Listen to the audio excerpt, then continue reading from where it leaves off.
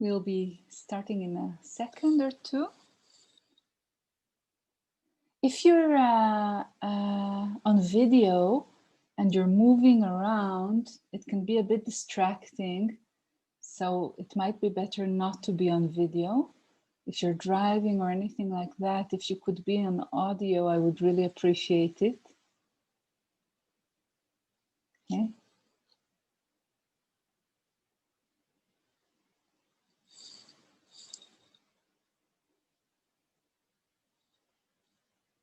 And we're starting. So welcome to everybody who's here with us on Zoom. It's really good to see familiar faces and names. Thanks for joining. And it's good to see new names and faces. Welcome also to everybody who is watching on Facebook right now, Facebook Live, and to anyone who is watching this in the future on YouTube or Facebook and all that. So welcome to part 21st. Sorry. Welcome to everybody who's joined me for part 21. Okay, now it's working. Part 21 of the series, What Makes Our Inner Work Work? And I've called this part, What is Revealed in Silence and in Bliss?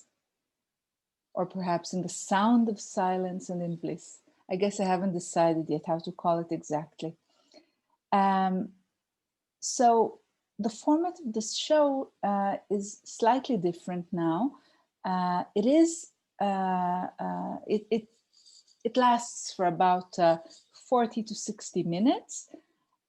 It's split in the middle to two parts, but the new thing is that in the past, the second part was devoted mainly to questions which were not necessarily related to our topic.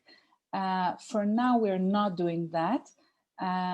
There will be two parts, but there will just be shorter parts, shorter videos, but not a specific question segment. But I really appreciate it if you write in the chat, or if you want to say something, ask something or anything else, do write in the chat or let me know somehow, and we'll see. We may take questions or have some kind of a discussion. But for now, what is revealed in the sound of silence and in bliss? You know, I think we all notice that a huge amount of the inner work that we do comes from things not working for us. Okay, so it could be that our love life isn't working, or our sexuality, or that we have problems as parents or children of parents.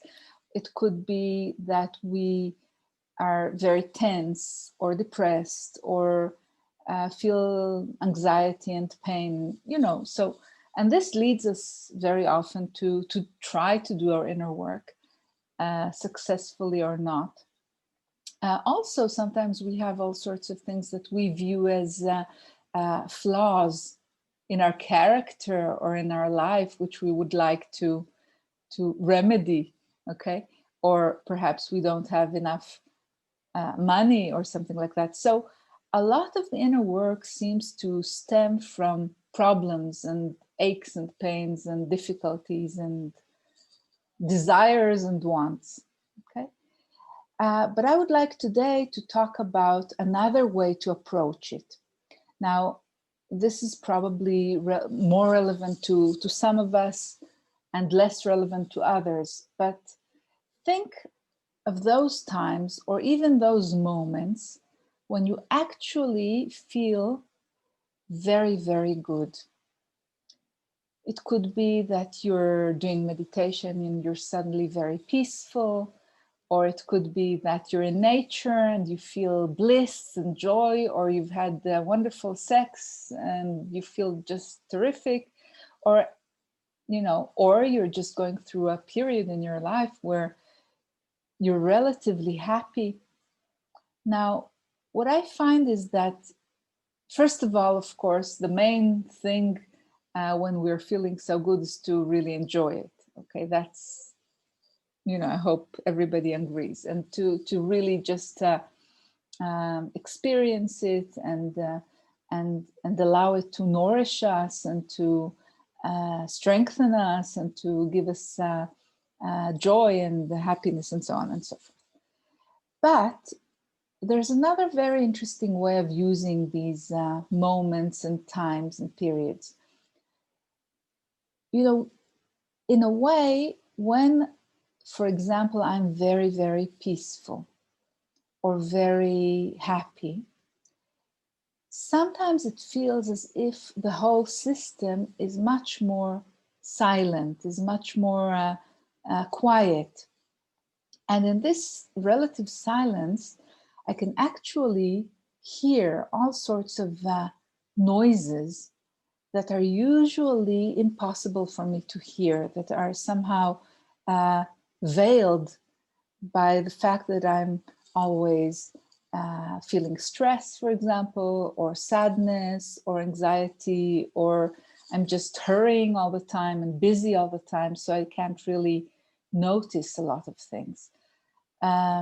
So when I'm very, very peaceful or very happy, sometimes it's as if my true, how would I call it? My true music or my true sound is more apparent.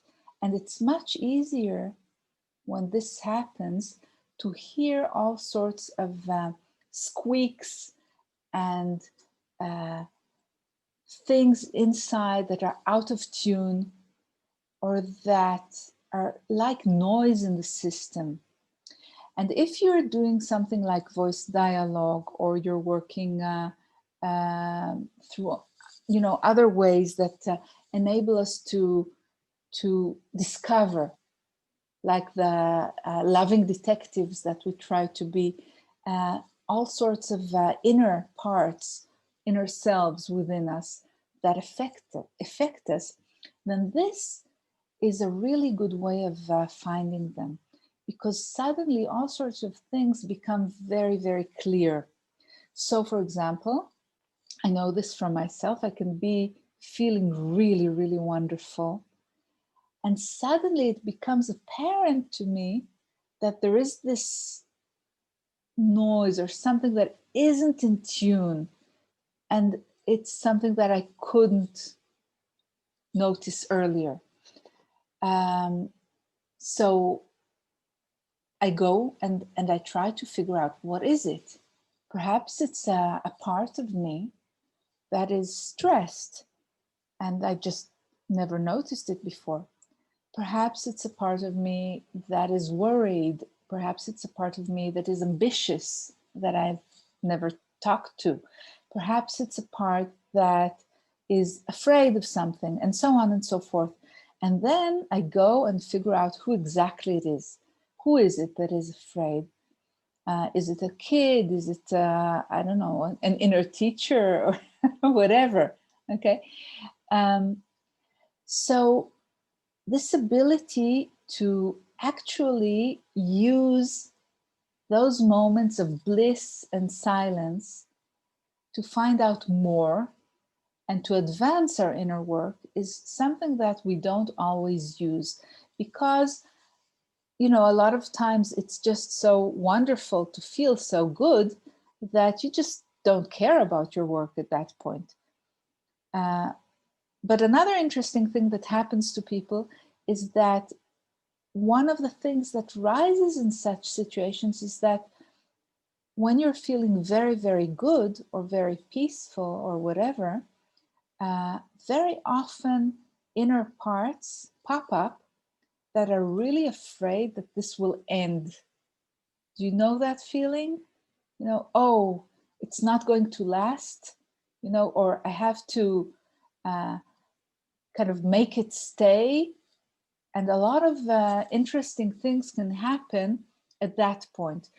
And usually, if we don't do our work around that, what actually happens is that somehow with our own hands, we make the good feeling go away faster, because we become really worried that it's going to go. So this is another really interesting thing to try to use these wonderful times to as a kind of exercise in how to not be too attached to whatever it is.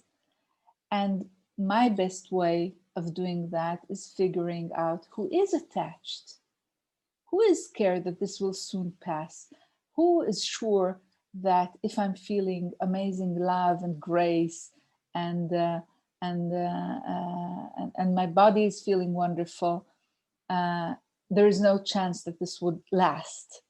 Okay. And then as a loving detective, I go and investigate. Okay? If anybody has any comment to that, I'd be glad to hear. You can write it in the chat, or you can raise your hand or anything like that. So what I'm really suggesting here to end this part of the discussion is that whenever you feel really good, apart from really enjoying it, also see what is revealed.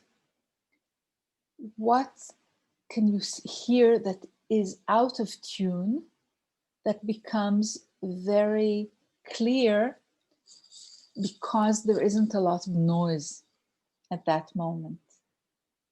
Okay? So there's a lot to learn, and it's not just always let's only enjoy it, but it's also let's use it to make our inner work and our life work better.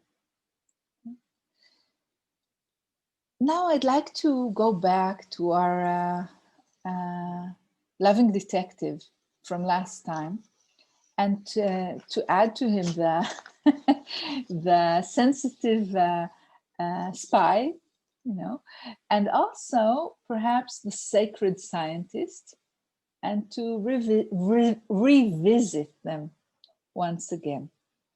So in part 20, 20A and 20B, we talked about the loving detective. And the loving detective has a combination of traits. Nowadays there are all sorts of detectives, on film and in books and stuff like that. But there is this type of archetypal detective that is very often either cold or detached or even depressed, or has no personal life, or drinks too much, and stuff like that. The loving detective, our loving detective, which we are in a way trying to be, amongst other things that we aim to be, is not like that. He has all the qualities of the detective. He can be very cool and collected and all sorts of things that we discussed last time, I think. But he also really, really cares. And a lot of what he does stems from love, from caring, from a kind of dedication that really isn't detached. So he's a kind of invention that I invented or discovered somehow for myself, and then for others as well. And now I'm going to add the sacred scientist, we could call, or perhaps the tender and brave explorer. We can invent all sorts of things like that. So these, again, are all sorts of combinations between, for example, scientist hopefully is kind of tends to be clear and thoughtful and objective to a large degree and stuff like that.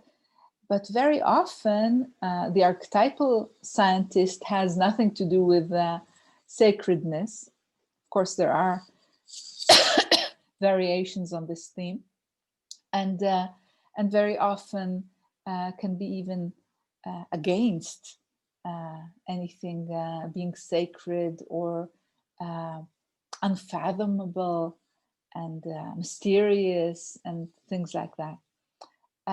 So our sacred scientist is again a combination of traits. And I'm just adding them because perhaps the detective and the spy aren't, don't fit everybody to the same degree. But the idea is the same idea. Now, how do we relate to ourselves and to our inner work in a way that is both objective and caring and dedicated and all sorts of other things, and clever? How do we notice the clues? How do we investigate ourselves? Because, I see it again and again, until we also begin to help ourselves and not only be helped by others, there's just so much that only we can know, that only we can figure out, because we live inside ourselves.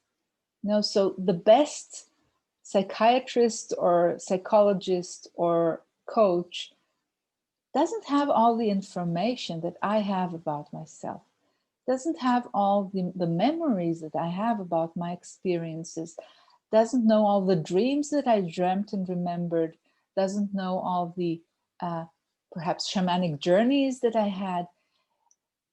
Even the best psychologist or therapist can't by himself connect all the dots in the same way that I can for myself. So yes, we often do need help, and it's really important to get good help for body and soul, and anything we need. But we really need to be in the center of it, and to not be passive about getting help, but to be very active in it. And so if I'm also, amongst other things, a loving detective or a sacred scientist, then I also have a bit of detachment in observing myself, observing my life, observing all the details, remembering what happened before, being aware of my thoughts, being aware of my fantasies, if I have any, of my sensations. There are so many clues, there are so many things going on. And today I want to talk a little bit more about additional things that we as sacred scientists and sensitive spies can ask ourselves. Things that help us really figure out, where should we go? What next? What can I do to help myself? And this we're going to do in a few seconds in the second part, because the reason for this weird behavior of mine is that I'm trying to keep the videos shorter, because people nowadays really have a problem for some reason with longer things, alas. So see you in a second.